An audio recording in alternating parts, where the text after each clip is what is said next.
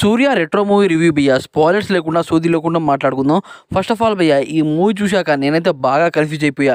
Director Karthik Subbaraj అయితే మంచిగా brain వాడి ఈ మూవీ అయితే తీశాడు భయ్యా. ఈ మూవీలో నాకు తెగ నచ్చింది ఏంటంటే సూర్య అనే క్యారెక్టర్ అలాగే గెటప్స్ అనమాట వేరే వేరే విధంగా అయితే ఉన్నాయి భయ్యా. ఇది నాకు తెగ నచ్చింది. అదే కాకుండా గ్యాంగ్స్టర్ గురించి ఈ మూవీ అయితే ఉంది భయ్యా. గ్యాంగ్స్టర్ మనిషి బిజినెస్ లో ఎలా వచ్చాడు అనేది అయితే చూపిస్తారు, అది కూడా గతంలో. అదే కాకుండా దీంట్లో పూజా హెగ్డే హీరోయిన్ భయ్యా. ఆవిడ క్యారెక్టర్ చాలా బాగుంది. అదే కాకుండా కొన్ని సీన్స్ అనమాట భయ్యా ఎందుకు పెట్టారా అనిపిస్తుంది, అర్థం కాకుండా అయితే ఉంది. అర్థం చేసుకునే వాళ్ళకి మాత్రమే అర్థం అవుతుంది ఈ మూవీ. సూర్య అన్న ఈ మూవీలో కూడా బాగా హార్డ్ వర్క్ చేశాడు భయ్యా. ఈ మూవీ చూస్తే మనకు తెలుస్తూనే ఉంటుంది. అదే కాకుండా భయ్యా, ఈ సాంగ్స్ మాత్రం అంత ఎక్కించేలా అయితే లేవు. తమిళ సాంగ్స్ కదా, తెలుగులో డబ్ చేసి ఉంటారు. నాకు తెలిసి ఇలాంటి గ్యాంగ్స్టర్ మూవీస్ చాలా వచ్చాయి భయ్యా. కాకపోతే కొద్దిగా డిఫరెంట్ ట్రై చేయాలి. కానీ చిన్న స్టోరీని అనమాట తిప్పి తిప్పి మోకాన కొడితే ఏం బాగుంటుంది. చిన్న కాన్సెప్ట్ తో మూవీ మొత్తం తీశారు భయ్యా. ఎందుకురా అనిపించింది నాకైతే. దీంట్లో డైలాగ్స్ కూడా మరీ అంత బెటర్ గా అయితే లేవు భయ్యా. కొన్ని డైలాగ్స్ మాత్రమే బాగున్నాయి. తెలుగులో ఈ మూవీకి మంచి హైపే ఉంది భయ్యా. కంగువా మూవీ కన్నా కంగువా మూవీ అయితే కంగుదింది, ఇది తెలిసిందే.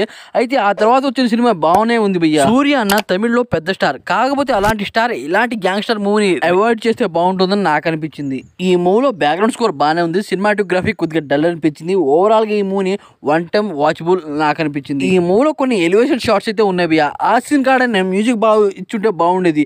అలాంటి సీన్ లో కూడా బీజం వర్క్ బాగాలేదు.